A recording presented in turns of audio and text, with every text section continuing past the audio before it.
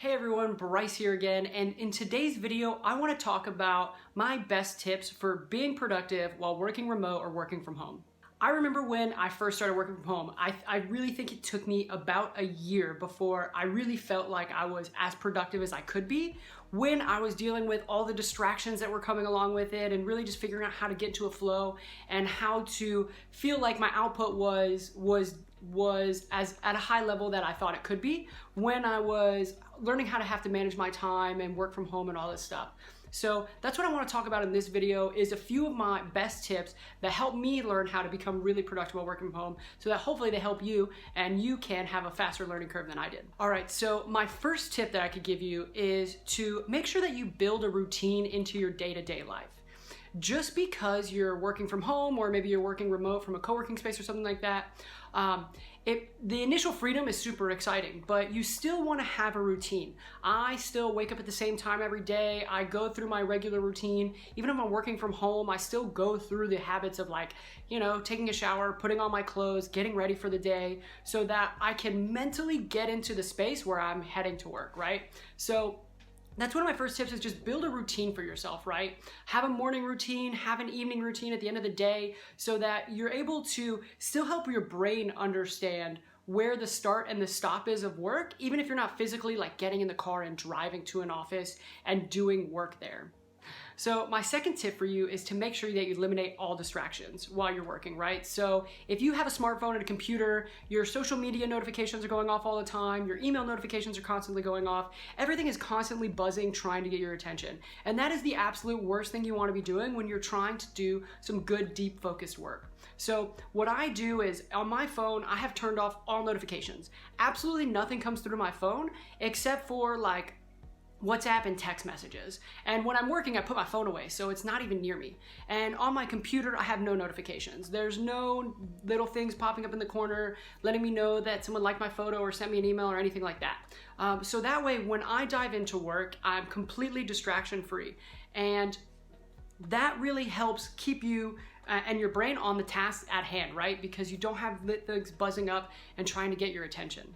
Which leads me to my next tip, which is use a work timer. So there's a bunch of apps you can get, whether you have a Mac or a PC. I use an app called Time Break, which is just a little timer that goes up in my corner.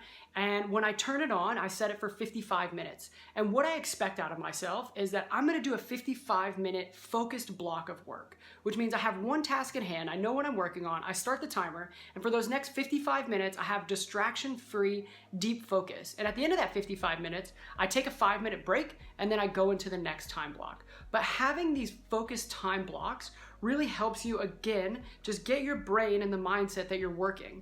Because especially if you're working from home, or maybe you're at a co-working space, there can be a lot of distractions that still come up. And what you wanna do is just get your brain in a space to where it's like, hey, here's my one task, here's my timer, this is what we're working on right now.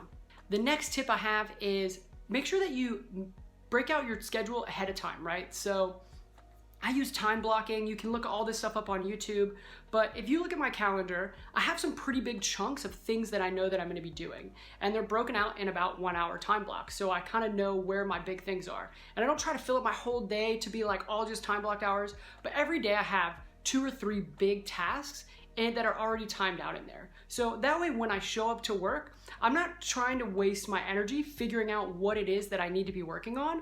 I already have my day planned, and all my job is to do is sit down and get started, right? So my day is already planned out. I know the big things I need to be working on. I sit down, I turn on my timer, I get to work, I have a distraction-free hour, I get some work done, and then I take a little break and I do that again. Which leads to the next point of learning how to prioritize your work and knowing what's most important. I think that for me, something that I had to learn was that it's not reasonable that you're gonna sit behind a computer for 8 hours and be insanely productive. If you just look at any of the stats, most people are not productive for 8 hours a day. Almost nobody is. And so especially if you're working from home, you might have some meetings and stuff that you need to do, and then you'll have some time blocks where you need to get important stuff done.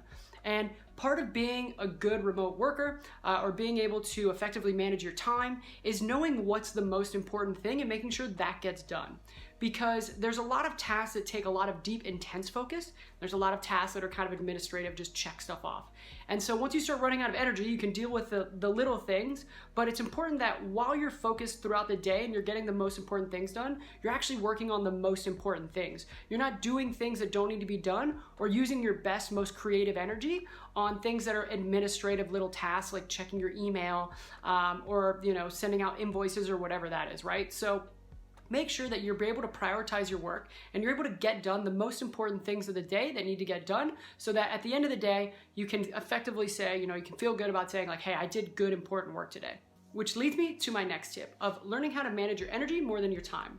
So I think if you're used to working in an office where you're there 8 or 10 hours a day, you might be expecting that you're going to sit down at a computer and be able to get like 8 hours of work done, which I don't think anybody can work that much in a day, right? And really effectively, right? Without getting distracted and just kind of doing mediocre work.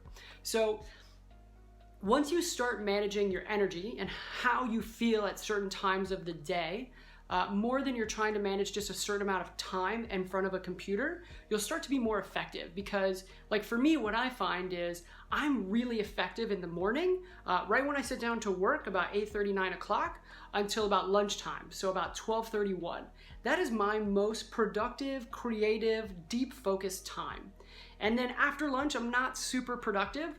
My brain's a little foggy. And then I kind of have a few more hours in the afternoon where my brain's back on. And then after a certain time, 5, 6 o'clock, depending on whenever it is, I just hit a wall. I cannot work more than that, right?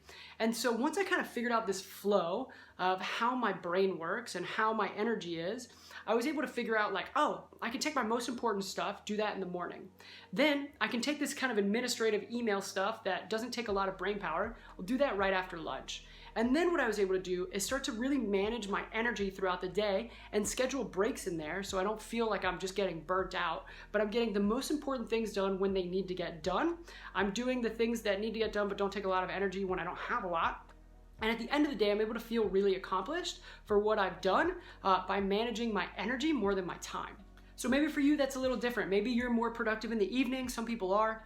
But just as you're working, working remote, working from home, pay attention to how your energy flows throughout the day and start to build in your schedule around that. Because again, once you kind of figure out your flow and how your brain works and how your energy works, it's way easier to get good stuff done when you know the right times to be working on things and when you should kind of take a break. So one last tip that I find is super helpful is taking care of your health. It's really easy if you're working from home, especially if you're trying to start your own business or do your own thing, or you've got a full-time job and a side hustle, to just burn yourself out sitting at a computer for 8 or 10 hours or 12 hours a day, right? Like I have pulled the long hours for years when I started my business. I know what that's like. But once I started to prioritize my health, meaning I ate better, I stayed hydrated, I was going to the gym, I was working out every day, that really just helped keep like the endorphins and the chemicals in my brain a lot better, so that I was able to sit down and be more focused and be more productive. Because the worst thing is when you're just sitting in front of a computer for hours on end, but you're not feeling productive because your brain's just kind of sluggy. And what I found was getting away from the computer, going to the gym, doing a workout for an hour, taking a shower, and getting back to it. By the end of that, I felt super fresh and ready to go again. So take care of your health, eat good, stay hydrated, move your body. Taking some time away from the computer to get some stuff done will surprisingly make you way more effective and way better at getting stuff done when you're working from home on your own. So those are my tips. I hope that you find those helpful.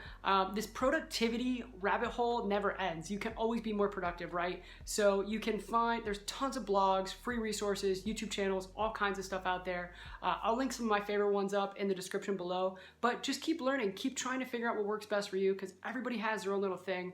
But I love working from home. It has changed my life in amazing different ways. But you have to learn how to be really good at it, right? So I hope these tips were good for you. If you have any questions, drop them in the comments below, and I'll see you next time.